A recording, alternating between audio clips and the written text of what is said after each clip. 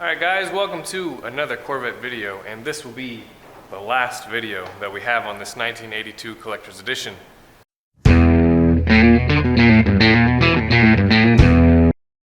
So this car is not mine. It came here for repairs, and I'm pretty much almost done with all the repairs that we're going to do to it. So we won't be having any more videos on it, but I figured I'd make one more video talking about the Collector's Edition 1982 Corvette. So back in probably 1980, 1981, they figured they were going to make the C4 in a few years, and they'd known from experience that once one generation ends, people will kind of hold off on buying that to get the new generation. So in this case, 1982 was going to be the last year for the C3, and then in 1984, they brought out the C4. It's a completely different car, but GM knew that, guess what, people are going to hold off. So they had to do something to maybe entice somebody to buy an 82 instead of an 84. And that was this, the 1982 Collector's Edition Corvette. So this example is not one of those perfect, amazing, kept in a garage its whole life, immaculate 1982 Corvettes. Those exist. I've seen them before. This one was definitely driven and definitely used. It is what I would consider driver quality, but it still retains all of the unique things that a 1982 Corvette had when you ordered the Collector's Edition. So back in 1982, they built quite a few Corvettes, but only 6,759 were Collector's Editions. Now, these cars were like $4,000 more than just your normal 1982 Corvette, and for that money, you got a few things that made your car unique. So the first thing we're going to talk about is the VIN number. If you're familiar with these cars, you know that in 1978 they had a pace car edition car for the Indianapolis 500, and those cars have a unique VIN. So one of the digits in the VIN is different, that denotes, hey, this is a real pace car. They did the exact same thing on these Collector's Edition cars, and let me show you that. So the cool part about the 81 and 82 Corvettes is that they're new enough that they have a 17-digit VIN, and you can run a Carfax on them. That's a whole different thing, but the number that matters is going to be right here. So you see it's 1G1AY07. That's Collector's Edition only. Probably should have cleaned that before we did this, but a normal 82 will have an 87 in the front. That way you know you have a real Collector's Edition. All right, besides a fancy VIN, what did you get when you paid all that extra money back in 1982? One of the things in 1982 that makes it unique, obviously unique compared to any other 82, is the paint job. So it's like a champagne, silver, beige-ish type color. It's very 1980s. You also got all the unique pinstripes to it. You got the hood stripe, and then the lower rocker stripe, I guess, door stripe. That was all unique to 1982 Collector's Edition.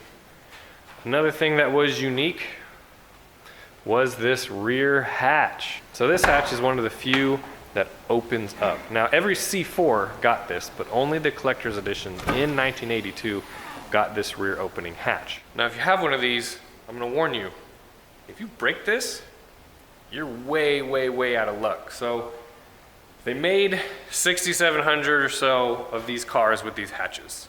I'm sure they made some for dealers to replace, and then there was a couple kits that I've seen where aftermarket you could get an opening hatch for, let's say, an earlier car, but these are very, very hard to find. And when you find them, they're like $3,000 just for the glass. That's not counting the struts, the hinges, the interior pieces, all the trim that goes around the bottom, the latches, the cable, all that stuff. It's way expensive. So if you have a Collector's Edition, please take care of your back glass, because you break that, it's going to be A, really hard to find, and B, when you find it, you're going to pay for it. Something else that's unique that most people don't talk about is actually the T-tops. They're a specific, unique tint to 1982. They're bronze color, kind of goes with the whole theme of the rest of the car. No other car in any other year had it. They started in 78 with glass tops. There's gray tops, there's blue tops, there's mirror tops. and they all have their own unique code. In 1982, the code for these is the M94A. That's how you find on a T-top what color it is. It also can tell you if it's aftermarket or original factory, but the factory ones have those M codes. That's why I like to call them the M code that shows you what tint it is. So these bronze ones are a little unique because, again, only collector's editions, very hard to find, and again, very expensive if you need to find a good set. Don't break them because you will regret it if you do. Moving on to the interior. So this interior is not in the best shape, but it is also original to the car, okay? So it shows what I need it to show. It shows the silver and beige and gray-ish weird color that these 82s came in. This is also unique to 1982. And because it's unique to 1982, well, you've probably guessed it by now.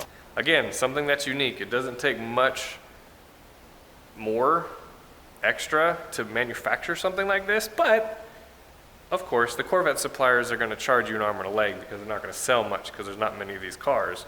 So this interior, let's just, for kicks and giggles, if you bought an interior for a 1982 Corvette in any color, it would cost this much.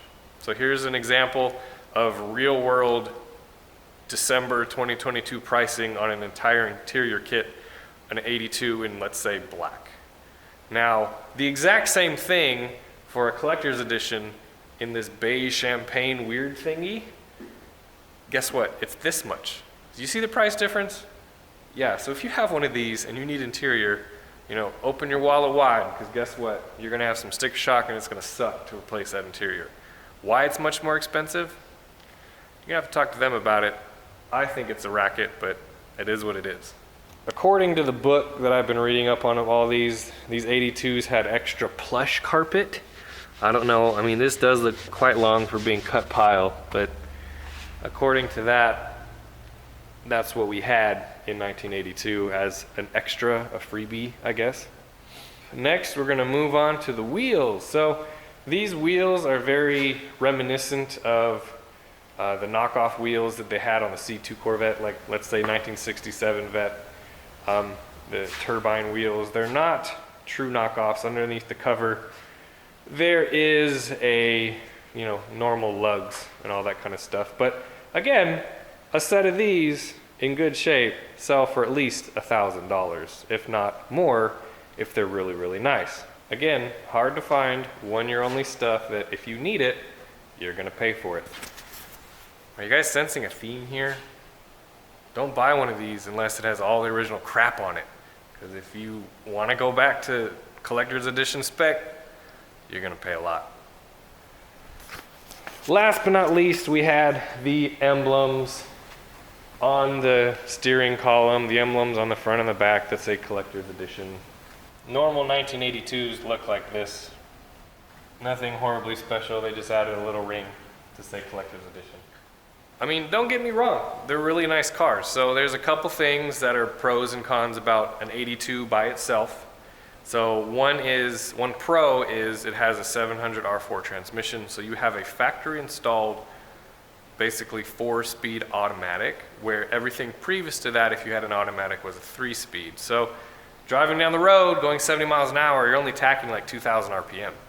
That's pretty good because my Corvette has the Turbo 400 in it. You're like at 3,200 RPM at 70. So that's cool because it's all factory installed, it all fits well, and it works really well. Another pro, but could be a con depending on how you look at it, is the fuel injection. So this has the Crossfire fuel injection. There's a lot of people that really love it. There's a lot more that really hate it. So my opinion on it is, well, JimM only used it for 2 years. Is it really that great? There's kind of a limitation on it. You can't do much to it. It's either you have it as is stock or you don't have it at all. There's not really a middle ground to it. It is a computer controlled system that's kind of Stone Age compared to, you know, anything newer. But for its time, it was super advanced and super unique. So we might be able to save the Crossfire for another video for another day.